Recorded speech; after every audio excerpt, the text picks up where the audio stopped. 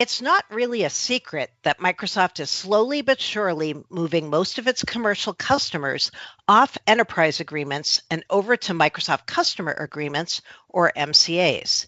To be fair, there are some advantages to MCAs, but there are also a number of gotchas that you may not fully understand until it's too late to try to negotiate to blunt their impact.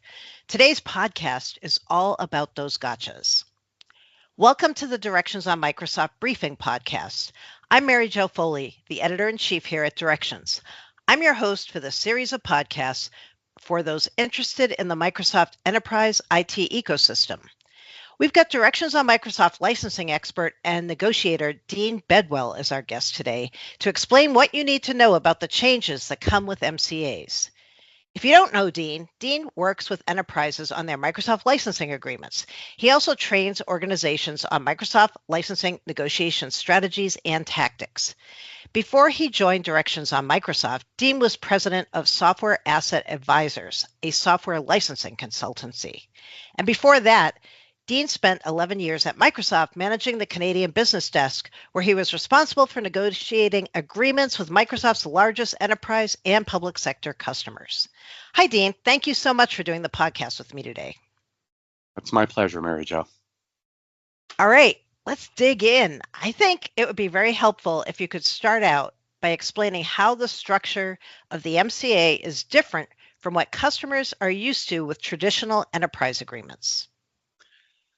Now, the traditional Microsoft Enterprise Agreement is a multi-layer structure, and it encompasses the Microsoft Business and Services Agreement, the MBSA, or if you've got an older version, an MBA, an Enterprise Agreement, Enterprise Enrollment or enrollments. Sometimes customers have multiple enrollments, the Product Selection Form, the Program Signature Form, amendments, and through reference, the Data Protection Addendums, and there are two data protection addendums for people's reference, product terms, service level agreement, trust center, and service trust portal. That's what encompasses we'll just call it the Microsoft Enterprise Agreement contract stack. Okay. Some of the components are updated monthly, such as the product terms, and some are evergreen, such as the Business and Services Agreement. But there are some basic concepts, such as purchase requirements, price setting, and how to add and reduce licenses are in this section as well. This contract stack is well over 30 pages, and just for the base of the Microsoft MBSA, EA, and enrollments, that does not include price sheets and amendments.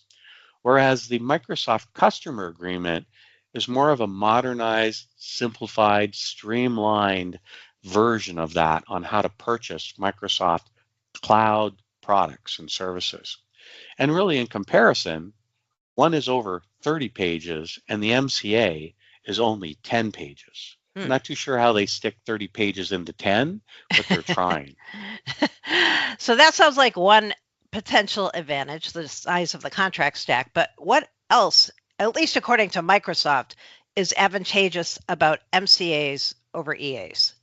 Yeah, and there are some key features that are beneficial for the customer. And let me just give you a little bit of a list. First of all, the MCA is digital and evergreen.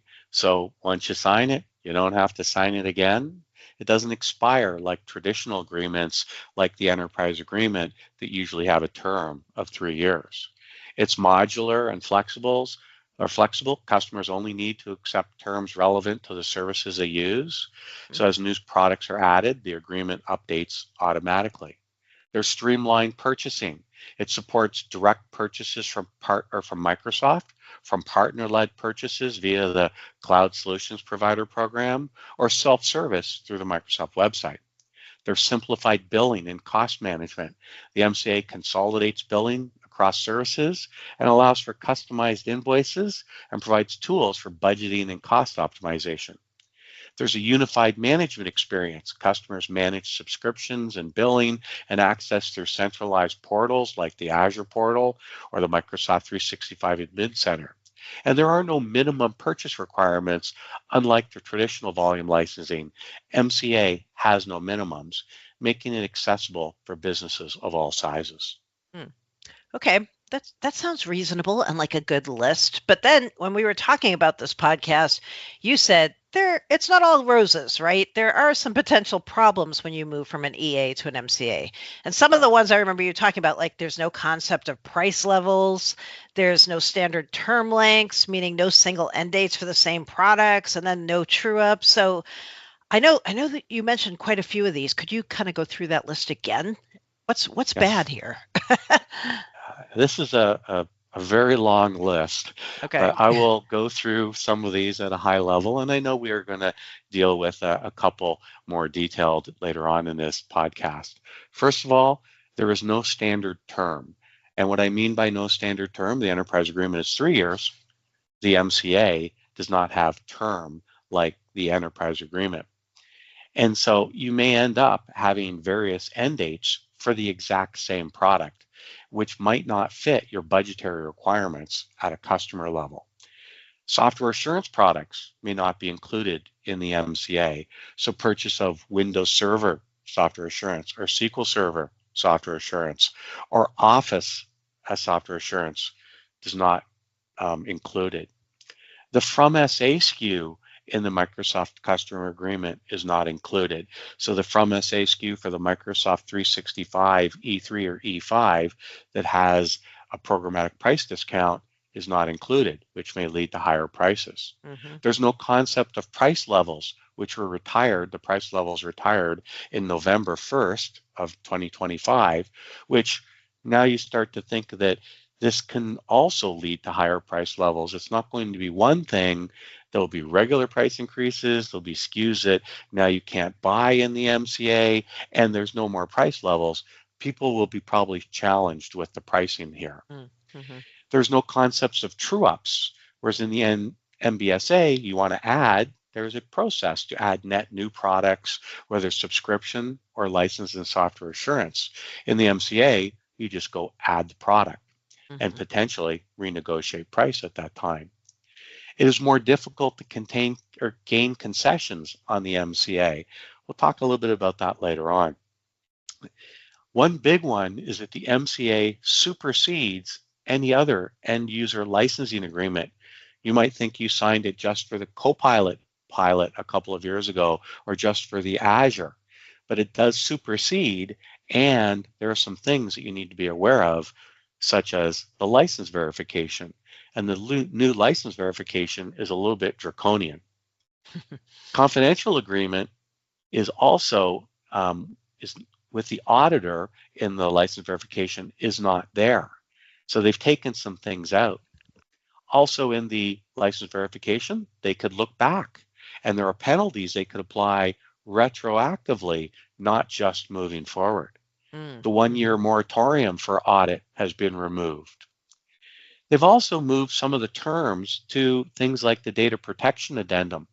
And the data protection addendum is updated multiple times during the year, but now they've taken it where it used to be on the enterprise agreement, that they've moved to something that is updated multiple times, which is more beneficial for Microsoft than it is for you, because they could change these things at any point in time. Warranty changes that may be detrimental to the customer have occurred. Price setting with Microsoft as a partner, there is now a cancellation fee. Some products bill automatically unless otherwise instructed. Use rights that apply will need legal review by the customer, because for some products, it's rights when you start to use the product. Well, if they come out with a new version of an online service and you load that up, all of a sudden you've accepted those terms, which you might not want to. Applicable law, state of Washington. Now that's the standard language in the enterprise agreement, but sometimes customers do negotiate that to their area, such as Michigan or New York. Order of precedence has changed. The data protection addendum is now first, and the product terms have been moved to the third position, which could have some impact to organizations. There are many more items that have changed, and the customer's business and legal will need to review all of these, but that was a short list. That was a short list, yikes.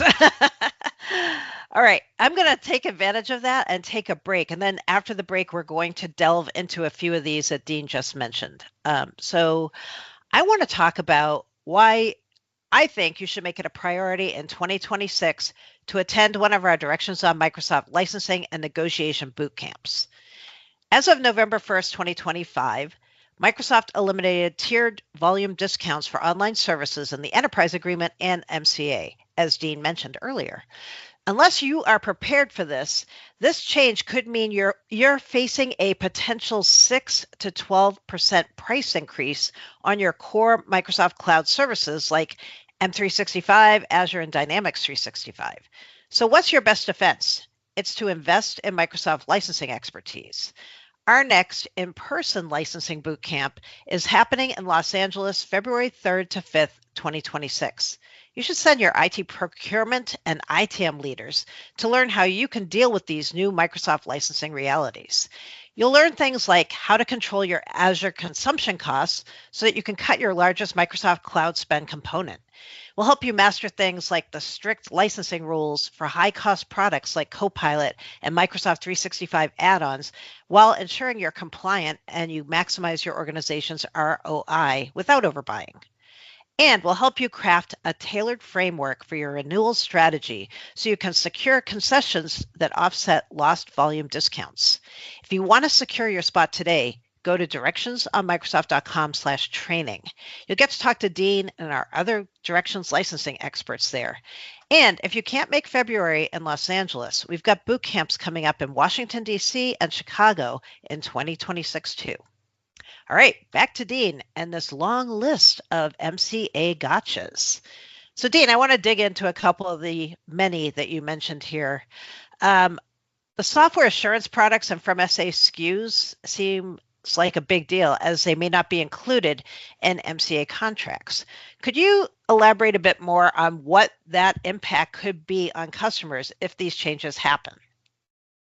Yeah, basically Microsoft is doing a price increase. Right. It's not a formal price increase where they're saying the price list is now increased by 10%, which they generally do over a 3-year time frame for the products. But the From SA SKU had an inherent programmatic 15% reduction in cost.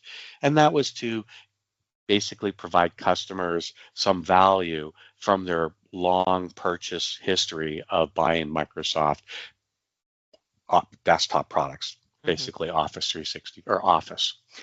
But now with the movement away from the From SA, because you go to the MCA, you'll be buying a full user subscription license, which is really, if you do the 15% reduction, it's actually a 17% increase in the cost that you're going to pay.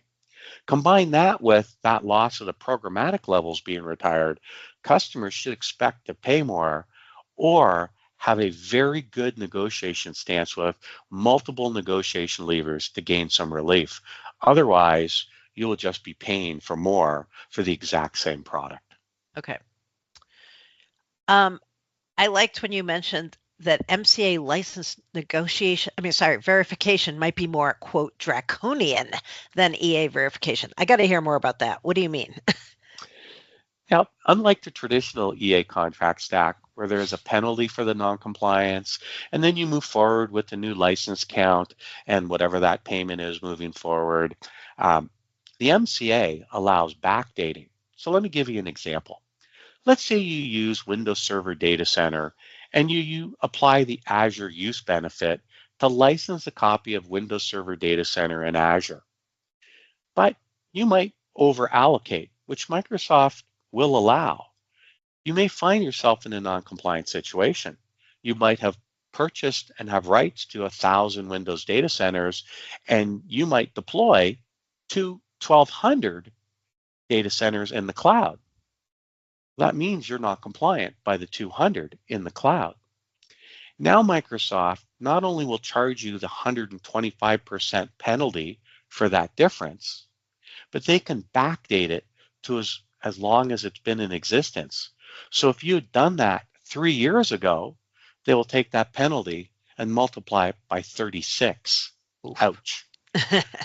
You may think that you signed the MCA only for Copilot back in the day when Copilot first came out. But the first paragraph of the MCA says it supersedes all other contracts, which basically means you've now adopted this draconian backdating for all products if they do a license verification. Wow. That seems very severe.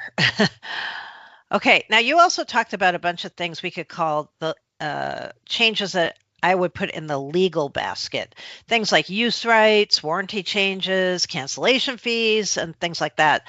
So could you walk our listeners through how these changes might affect them?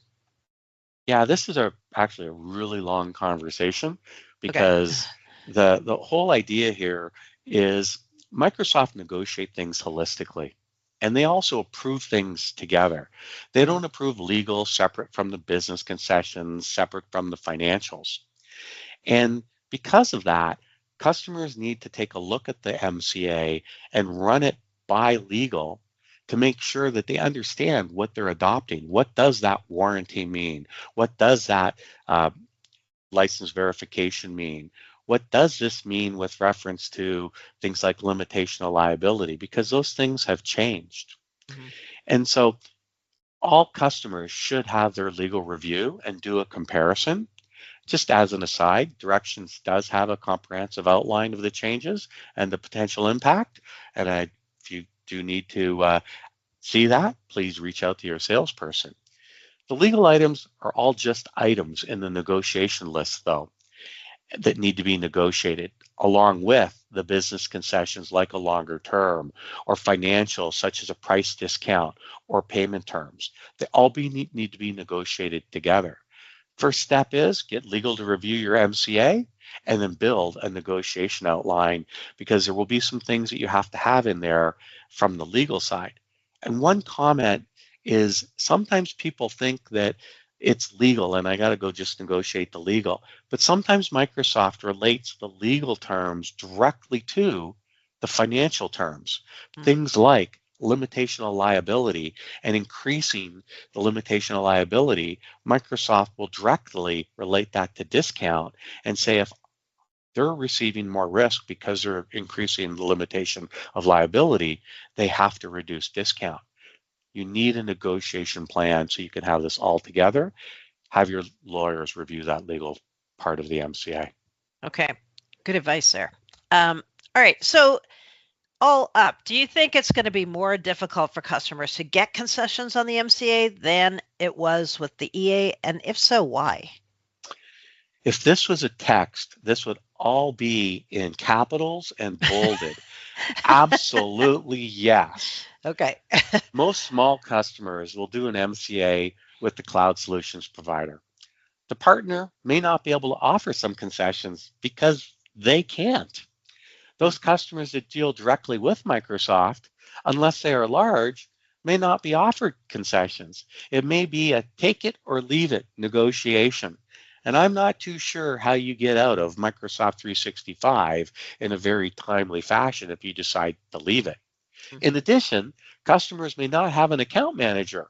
They may only have an AI agent, as I've called in previous podcasts, Clippy in the cloud. And concessions will be limited. It's our experience Microsoft is trying to make all customers use the standard contract with standard pricing. Think of Microsoft software as a utility. And everybody here gets a hydro bill monthly, but you don't negotiate your rate, you just pay. Microsoft has given guidance internally and is operating to move people so that they're becoming a utility and you sign a standard contract with no concessions. Okay. That sounds dire. Any final thoughts to share before we end? You know, if I had one final thought, I would tell you that preparation for renewal is paramount. Whether you're moving to an MCA with the CSP, an MCA direct, or renewing your EA, if you do not prepare, you may be at a disadvantage. And I like a quote by Benjamin Franklin: by failing to prepare, you're preparing to fail. You need to have a well thought out plan. You need to know the products you're going to buy. You need to know the financial requests, the legal requests, the business requests, and you need to understand how you are going to negotiate all of those so that you can get the best deal with Microsoft. All right. On that note, let's call it. Thank you so much, Dean. There are a lot of good tips here for customers who are moving now or soon from EAs to MCAs, so thanks.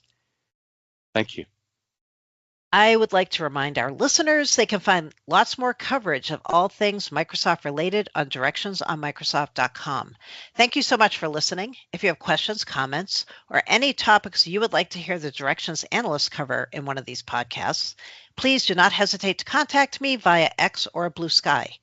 Directions on Microsoft is also on LinkedIn, so make sure you follow us there. And give us a follow at Directions MSFT on X or Directions on Microsoft on Blue Sky for all of the latest Microsoft Enterprise product and licensing information. Thanks again.